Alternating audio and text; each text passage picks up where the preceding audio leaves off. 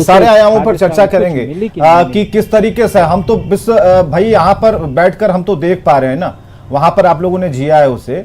और ओम प्रकाश जी, जितनी भी तारीफ की जाए, आप लोग रिपोर्टिंग में बिल्कुल आपने जो कर दिखाया है जबरदस्त तरीके से, क्योंकि आप लोग एक जगह पर खड़े नहीं थे। हमने देखा है कि जहां पर स्टेशन था रोपवे का, वहां से आप लोग काफी गहराई में खाई की तरफ चले गए और वहां से सीधी तस्वीरें आप दिखा पा रहे हैं। और 3 एंगल से एक तस्वीर को दिखाना आसान नहीं होता, जो तस्वीरें हमने देखी हैं।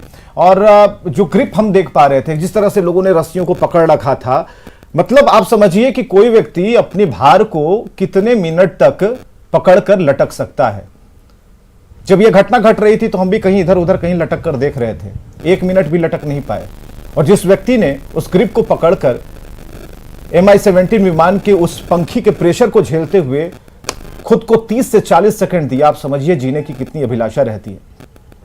ओम प्रकाश, मतलब बयान नहीं किया जा सकता है इन चीजों को, इस बातों को। बिल्कुल हाँ सिप्रा। बिल्कुल विवेक, और देखिए एक वक्त पे बहुत कुछ चल रहा था, बहुत सारी ऐसी चीजें थी जो एक के बाद एक वैसी घटनाक्रम हो रही थी। और ओम प्रकाश से वो भी जानना चाहेंगे, क्योंकि जब हम वो तस्वीरें दिखा रहे थे जब उस युवक ने हेलीकॉप्टर को पकड़ा था और दुर्भाग्यवश उसका हाथ छूटा और वो नीचे गिर गया, तो उसके बाद जो ट्रॉली के अंदर लोग फंसे हुए थे वो काफी डरे हुए थे। और ऐसा हमारे सहयोगी ने बताया कि वो लोग अब निकलना नहीं चाह रहे थे। तो दोनों जो चुनौती थी वो दोगुनी हो गई थी जितने जवान थे उनके सामने, कि उन्हें समझाना भी है, निकालना भी है और सुरक्षित उन्हें नीचे पहुंचाना है। तो वो किस तरीके का मंजर था ओम प्रकाश, जरा उसके बारे में भी बताइए।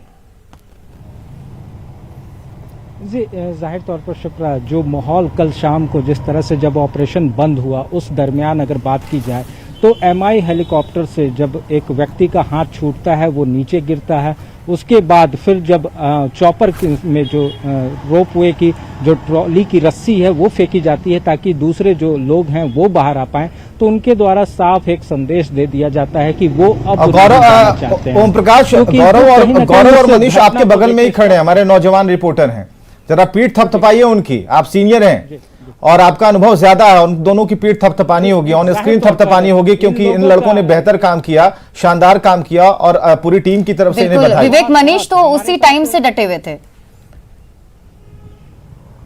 जी, ये दोनों हमारे जाबाज रिपोर्टर हैं, दोनों सहयोगी जो हैं। अगर साफ तौर से कहा जाए तो इनके बिना इस अगर रिपोर्टिंग की इस कवरेज की बात की जाए तो इनके बिना इसकी बात करना बेमानी है।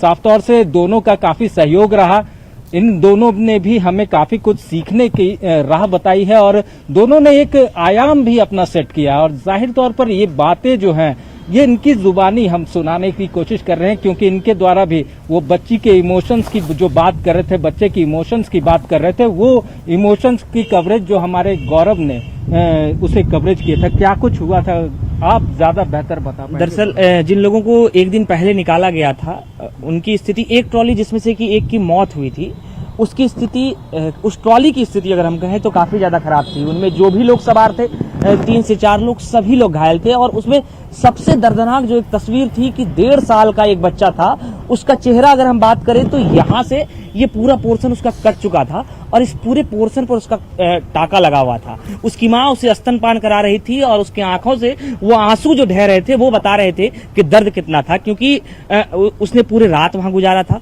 एक छोटा सा बच्चा जिसे पानी नहीं मिल पाएगा, बिना पानी के अगर वो दिन गुजारता है, रात गुजारता है, तो आप आकलन कर सकते हैं कि तकलीफें कितनी ज्यादा वहां हुई होंगी। तो वहीं मनीष भी हमारे साथ हैं, उनसे भी जुड़ते हैं क्योंकि ये फर्स्ट डे से कवरेज में है। जब से रविवार को ये हादसा हुआ, मनीष लगातार यहाँ पर बने थे। शुरुआत में त्रिकूट पर्वत की जिम्मेवारी इन्हीं के कांधों पर थी, हम थोड़ी देर बाद पहुंचे हैं, लेकिन जो शुरुआती घटनाक्रम क्या था, किस तरह से, क्योंकि शुरुआत में स्थानीय लोग भी वहां पर पहुंचे हुए थे, कुछ ऐसी बातें बताएं कि जो आपको भी कहीं ना कहीं भाव विह्वल कर रही है। देखिए, सबसे पहले तो ये बातें हैं कि त्रिकूट पहाड़ पर जिस तरह से ये हादसा हुआ, एनडीआरएफ की टीम और तमाम जो भी पैरामिलिट्री थे, एयरफोर्स के जवान थे, वो सब दूसरे दिन पहुंचे हैं सुबह। सबसे अहम बात यहाँ के स्थानीय लोगों और जो त्रिकूट रोपवे में जो काम करते हैं उन लोगों का था कि अकेले जो 11 लोगों का पहले दिन जो रेस्क्यू किया गया था वो अकेले यहाँ के स्थानीय लोगों के द्वारा किया गया था, और बाद में फिर एनडीआरएफ की टीम भी आई थी, क्योंकि अंधेरा ज्यादा था, लोकल लोगों का बहुत ज्यादा सपोर्ट चाहिए था, जो वो सपोर्ट मिला। और यहाँ स्थानीय लोग पन्ना लाल करके हैं, वो उस दिन उस ऑपरेशन में थे, जिस दिन पहला दिन जो रात, क्योंकि रात हो चुकी थी। और सबसे महत्वपूर्ण बात कि जितने भी ट्रॉली थे जो फंसे हुए थे उन तक पानी और खाद्यान्न सामग्री पहुंचाने की एक बड़ी चुनौती थी, क्योंकि उस समय आर्मी के जवान नहीं पहुंचे थे, एनडीआरएफ थी, लेकिन चीजें नहीं थी कि कैसे उन तक पहुंचाई जाए। तो लगेज ट्रॉली जो होता है, उस लगेज ट्रॉली के जरिए मतलब बहुत ही ज्यादा स्थिति जो थी वहां पे, बहुत ज्यादा घबराए हुए लोग थे, अंधेरा बहुत ज्यादा, पैनिक था बहुत ज्यादा। तो उस तरह से जो मनीष से जानना चाहेंगे, घर से फोन आया था, हो पाया, तो घर से फोन आया था ये कहते हुए कि बउआ ज्यादा गहराई में मर गई हैं। घर आपको घर से फोन आया था कि ज्यादा गहराई में मत जाइए, क्योंकि कई तरह के फोन कॉल्स हर किसी को आ रहे थे, हम लोग भी आपको कर रहे थे। घर वालों से कितना कॉल आ रहा था? देखिए, घर वालों की चिंता होती ही है कि कहाँ आप हैं, क्योंकि घर वाले सब कोई टीवी पर देख रहे थे, तो उन्हें एक जरूर था कि न्यूज 18 में देख रहे हैं, तो वो मतलब बिना फोन किए ही वो समझ रहे थे कि सुरक्षित हैं हम। और जिस तरह से लगातार रिपोर्टिंग भी हो रही थी, और घर वाले को ये था थोड़ा सा कि गहराई ज्यादा, हाँ थोड़ा सा था, संवेदना था कि ज्यादा गहराई नहीं जाना, क्योंकि पहाड़ है, ऊंचा पहाड़ है, गिर जाओगे, रात का समय हो रहा है। ये हम सभी के साथ होता है, जितने भी दर्शक हैं जरा ध्यान से सुनिए, हम लोग कोई दूसरे ग्रह से उतरे हुए